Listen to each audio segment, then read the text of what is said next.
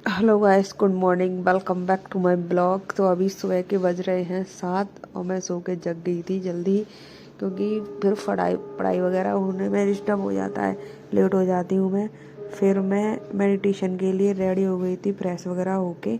Meditation करना भी बहुत ज़रूरी होता है माइंड के लिए, क्योंकि याद रहता नहीं है करा हुआ, और इससे माइंड भी शार्प रहता है और कोई परेशानी भी नहीं होती। तो इसलिए मैंने आज से मेडिटेशन करना स्टार्ट कर दिया है।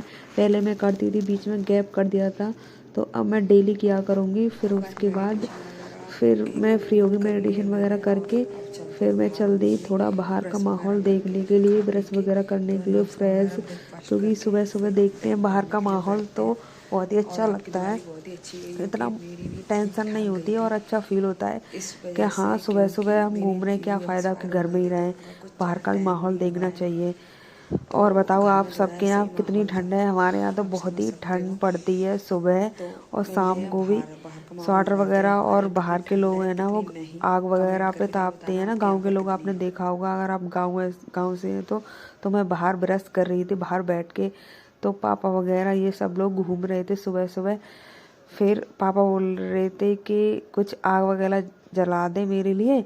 फिर मैंने उनके लिए, चाची ने जलाया था पहले, फिर मैं घर से लकड़ी वगैरह लेके गई थी, क्योंकि उन्होंने भी जला दी थी थोड़ी सी। फिर पापा बोले थे और ले आ, अभी तो टाइम है। तो ये हम सब ताप रहे थे आग से। फिर मेरा टाइम हो गया था क्लास का, मैंने चलो क्लास लेते हैं। फिर मैंने सबसे पहले अपनी हिंदी की क्लास लेना स्टार्ट कर दिया, क्योंकि ये थोड़ी पीछे चल रही थी, इस पर मेरा ध्यान कम था। ऐसा लगता है ना, कोई चीज़ हम पे आती है तो हम ज़्यादा ध्यान नहीं देते हैं, जब क्वेश्चन वगैरह करने बैठते हैं तो प्रॉब्लम आती है थोड़ा। तो इस वजह से मैंने सबसे पहले अंकित भाटी सर की क्लास ली। मैं इनसे ही लेती हूँ हिंदी की क्लास। आप एक बार ज़रूर लेके देखना, इतना अच्छा समझाते हैं, आपको दोबारा याद करने की ज़रूरत नहीं होगी, आप डायरेक्ट क्वेश्चन ही क्वेश्चन लगाओगे। क्योंकि मैं भी इनसे लेती हूँ बहुत ही दिन से, जब से मैंने शुरू किया है।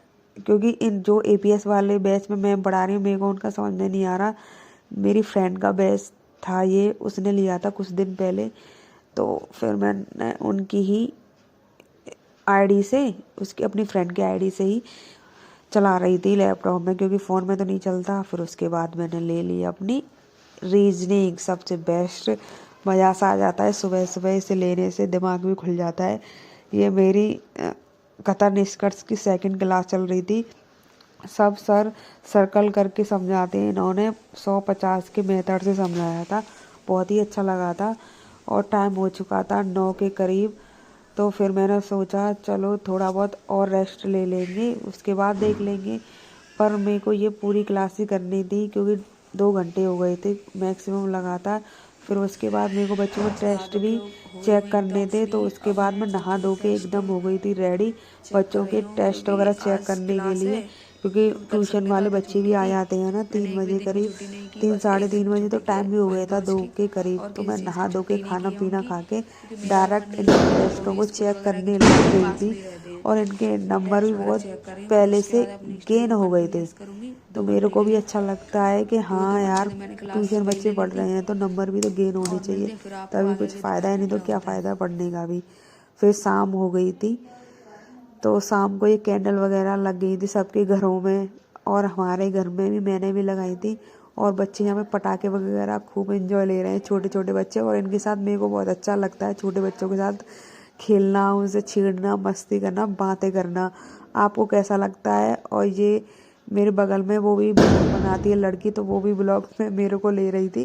फिर मैंने ये सब एंजॉय करके फिर मैंने अपनी पढ़ाई दोबारा कंटिन्यूस कर दी। क्लास चल रही है नवीन शर्मा सर की क्लास, RWA की, जो कि प्रैक्टिस सेट कराते हैं जीएस का। वो बहुत ही इम्पोर्टेंट होते हैं सारे एग्जामों के लिए, स्पेशली ये नहीं कि वो ओनली जीडी के लिए पढ़ा रहे हैं या दिल्ली पुलिस के लिए पढ़ा रहे हैं, ऐसा कुछ नहीं है। बहुत सारे क्वेश्चन आते हैं वहाँ से, देखो।